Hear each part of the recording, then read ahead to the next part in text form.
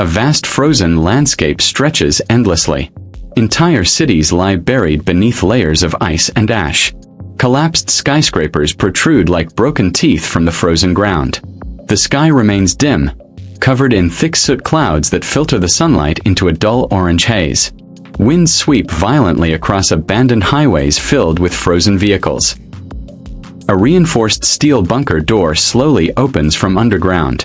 A small group of survivors steps out wearing heavy insulated suits. Their breath forms dense vapor clouds in the freezing air. The leader raises a handheld scanner. Its screen flickers with weak signals. The team moves cautiously, their boots crunching through ice and ash layers. The survivors walk through the ruins of what was once a populated metropolis. Frozen billboards hang half-destroyed. Abandoned shops have icicles hanging from shattered windows.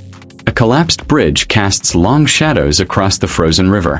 One survivor kneels beside a vehicle completely encased in ice, wiping off the frost to reveal toys, books, and photographs inside, a silent reminder of the world that existed before.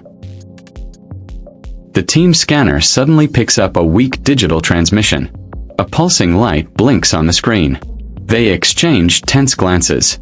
The signal is coming from deep inside the city's restricted industrial zone, a place once used for classified military research. They tighten their gear and move toward the source. The group reaches a massive half-collapsed structure with warning signs buried beneath ice.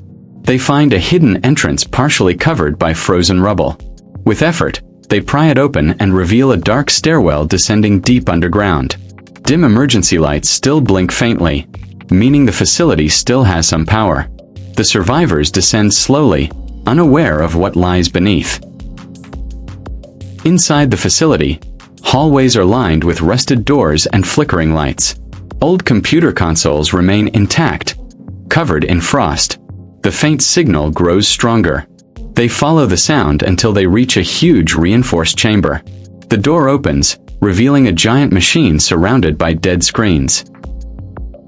The leader wipes away the frost from a control panel and presses several switches.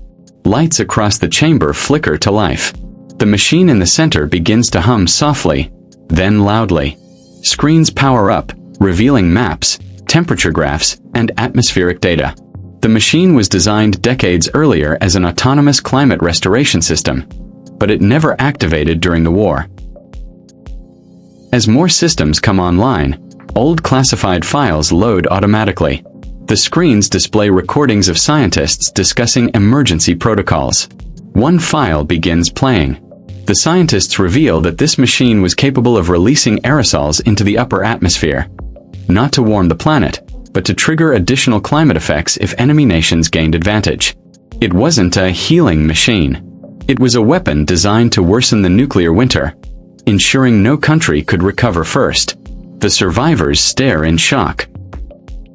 A warning alarm suddenly activates. The machine is preparing to execute its original program, deploying aerosols into the atmosphere. The control timer counts down. The survivors must make a choice. Shut down the machine permanently, using explosives, or reprogram it to release warming aerosols instead, risking it malfunctioning and destroying itself, or the entire underground facility. They stare at each other, knowing this decision could decide whether Earth recovers or freezes forever. The leader steps forward and inputs commands into the central console. The machine pauses. The alarm stops. A new sequence begins. Warm golden light floods the chamber as the climate restoration modules activate. The facility rumbles as systems surge to life. The survivors climb back to the surface. The air feels different. The wind carries a softer warmth. The frozen horizon glows faintly as the sunlight pierces through the dark sky. A long-lost color, blue, begins to emerge behind the thinning soot clouds. For the first time since the nuclear winter began, the world feels alive again. The survivors look up in silent hope, standing on the ice-covered remains of civilization.